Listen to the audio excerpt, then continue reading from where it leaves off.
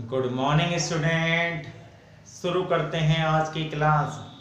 और आज का टॉपिक है संगणना अनुसंधान व निदर्शन अनुसंधान, census investigation and sampling investigation. तो सबसे पहले जानते हैं कि अनुसंधान किसे कहते हैं। प्यारे बच्चों, अनुसंधान को शोध भी कहते हैं, अंग्रेजी में रिसर्च कहते हैं। और अनुसंधान दो शब्दों से मिलकर बना है, अनु प्लस संधान, री प्लस सर्च, जिसका शाब्दिक अर्थ है नए ज्ञान की खोज। अर्थात जब नए ज्ञान की खोज की जाती है तो उसे अनुसंधान कहते हैं। अब जानते हैं सांख्यिकी अनुसंधान किसे कहते हैं। प्यारे बच्चों, जब अनुसंधान में सांख्यिकी आंकड़ों का प्रयोग किया जाता है, सांख्यिकी विधियों का प्रयोग किया जाता है, तो उसे सांख्यिकी अनुसंधान कहते हैं। जब सांख्यिकी विधियों का प्रयोग करके ज्ञान की खोज की जाती है तो उसे सांख्यिकी अनुसंधान कहते हैं। पूर्व निर्धारित उद्देश्यों के आधार पर संख्यात्मक तथ्यों का संकलन, विश्लेषण व निर्वचन के आधार पर उचित निष्कर्ष पर पहुंचने का प्रयास किया जाता है तो उसे सांख्यिकी अनुसंधान कहते हैं। अब जानते हैं संगणना अनुसंधान और निदर्शन अनुसंधान किसे कहते हैं। इससे पहले जानते हैं समग्र किसे कहते हैं और प्रतिदर्श या निदर्शन किसे कहते हैं। अनुसंधान क्षेत्र की सभी इकाइयों के समूह को समग्र कहते हैं। इसे जनगणना भी कहते हैं। जब अनुसंधान क्षेत्र की सभी इकाइयों का अध्ययन किया जाता है तो उसे समग्र कहते हैं। और जब समग्र में से चुनी हुई इकाइयों का अध्ययन किया जाता है तो उसे प्रतिदर्श कहते हैं, निदर्शन कहते हैं, न्यायादर्श कहते हैं। अब जानते हैं संगणना अनुसंधान किसे कहते हैं और इसके क्या गुण दोष हैं। प्यारे बच्चों, जब अनुसंधान क्षेत्र की सभी इकाइयों का अध्ययन किया जाता है, जब समग्र की प्रत्येक इकाई का अध्ययन किया जाता है तो उसे संगणना अनुसंधान कहते हैं, सेंसस इन्वेस्टिगेशन कहते हैं। संगणना अनुसंधान में अनुसंधान क्षेत्र की सभी इकाइयों का, प्रत्येक इकाइयों का अध्ययन किया जाता है। जिस क्षेत्र का हमें अध्ययन करना होता है उस क्षेत्र की सभी इकाइयों को संकलन किया जाता है, उसका प्रस्तुतिकरण, विश्लेषण व निर्वचन किया जाता है, तो उसे संगणना अनुसंधान कहते हैं। अब जानते हैं संगणना अनुसंधान के कौन कौन से गुण हैं।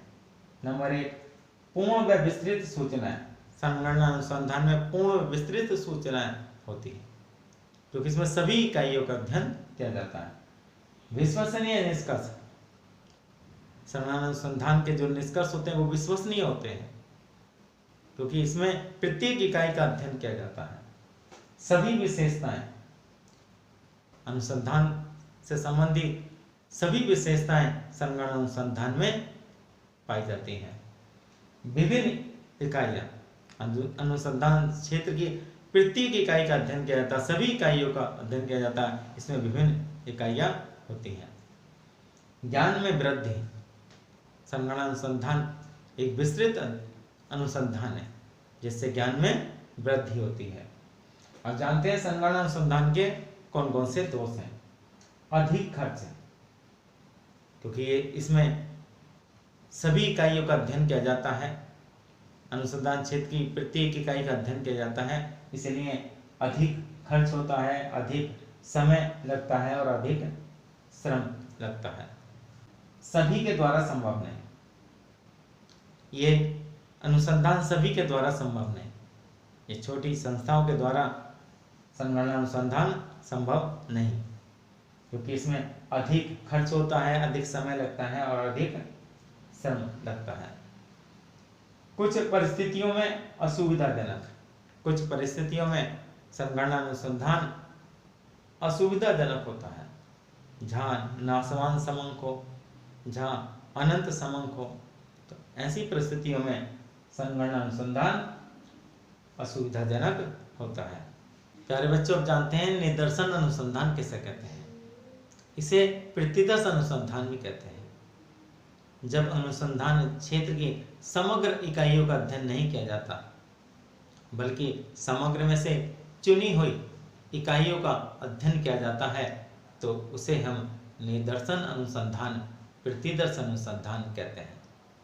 इस अनुसंधान में जो अनुसंधान क्षेत्र है उसकी जो समग्र इकाइयां हैं, उनमें से कुछ इकाई चुनी जाती हैं जो सभी इकाइयों का प्रतिनिधित्व करती हैं, और उन चुनी हुई इकाइयों के आधार पर अनुसंधान किया जाता है, तो इसे निदर्शन अनुसंधान या प्रतिदर्श अनुसंधान कहते हैं। अब जानते हैं निदर्शन अनुसंधान, प्रतिदर्श अनुसंधान के कौन कौन से गुण हैं और इसके क्या दोष हैं। नंबर 1, सरल विधि। ये एक सरल विधि है क्योंकि इसमें चुनी हुई इकाइयों का अध्ययन किया जाता है। कम खर्च, इसमें कम खर्च होता है।